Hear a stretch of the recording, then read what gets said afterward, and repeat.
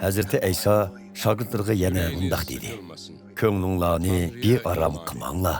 Xudoga ishoninglar, mangami ishoninglar. Xudo otamning dargohida nurg'un uy makonlar bor. Undaq bo'lmasa, buni sizlarga aytib yurmagan bo'lardim. Men har biringlarga o'rin tayyorlash uchun shu yerga ketib boraman. Men tayyorlik qilg'i bordigan ekanman. Cho'qim qaytib kelib, sizlarni men bilan birga elib ketaman.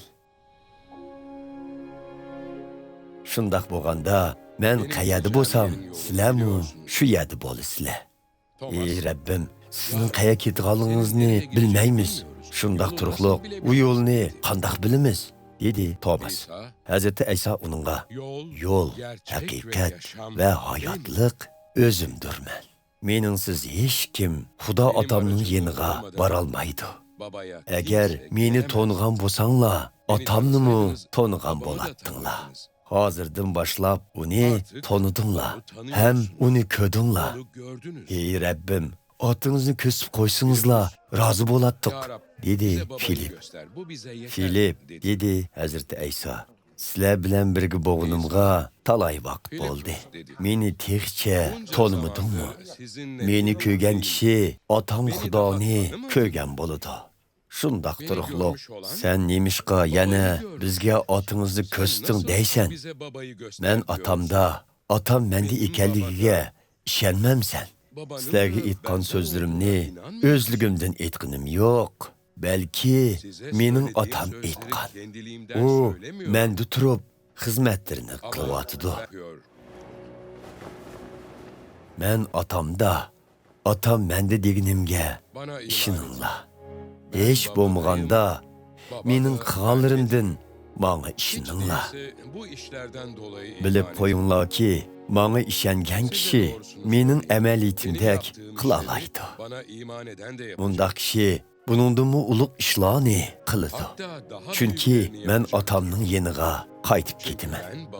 Mening nomim bilan nemini tilsanglar, o'z otamning ulug'ligi men orqali ayon bo'lsin uchun tilaklaringlarni ijobat qilaman. Mening nomim bilan nemi tilsanglar, men sizlarga shuni beraman. Meni so'ysanglar, amrlarimga amal qilsizlar. Menmu Xudo otamdan sizlarga boshqa bir yordamchi ato qilishni tilayman. U sizlar bilan mangu birga turadi. U bo'lsa-mu haqiqatga boshlig'uvchi muqaddas ruhdir. Uni bu dunyoning odamlari qabul qilmaydi. Chunki uni ko'rmaydi, tonimaydi. Biroq sizlar uni toniysizlar. Chunki u doim sizlar bilan birga turadi. Ham sizlarda yashamoqchi. Men sizlardan ayrılganda sizlarni yetim qoldirmayman. Sizlarning yeninglarga yana qaytib kelaman. Az vaqtdan keyin bu dunyoning odamlari meni ko'rmaydi, lekin sizlar ko'rsizlar. Men hayot bo'lganligim uchun sizlarmi hayot bo'lasizlar. Shu vaqt kelganda bilasizlarki, men otamda bo'laman. Sizlar menda bo'lasizlar. Menmu ham sizlarda bo'laman. Kim amrlarimni qabul qilib, uningga amal qilsa, meni so'ydigan kishi shu bo'ladi. Meni so'ydigan kishini otam so'ydi.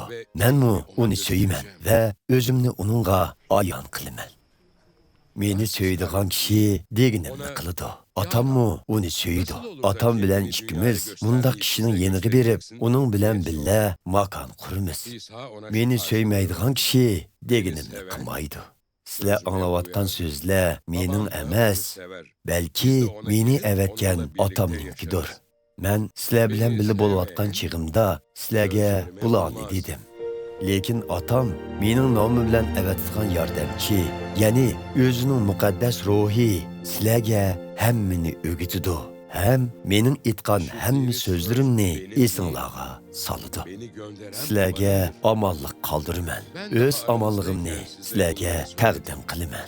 Mening sizlarga taqdim qilganim bu dunyoning odamlarining sizlarga baginiga o'xshamaydi. Ko'nglinglarni bearam qilmanglar, qo'rqmanglar. Sizler mening, men sizlardan ayrılıp ketimen. Keyin sizlarning yeninglarga qaytib kelaman degan so'zimni angladinglar. Meni söysanglar, atamning yeniga ketganligim uchun xushal bo'latdinglar. Chunki atam mendan ulug'dir. Sizlarni bu ishlar yuz berganda menga ishonsin deb bularni sizlardan ayrılishdan burun aytdim. Sizlar bilan so'zlashadigan vaqt ko'p qolmadi. Chunki bu dunyoning hukmdori shayton kelish oldida turdi. Uning meni besib tushgudek qudrati asla yo'qdir. Lekin bu dunyoning odamlari mening atamni so'ydiganligimni bilsin deb atam bana emir qilgan ishni amalga oshiraman. Turunglar, bu joydan ketaylik.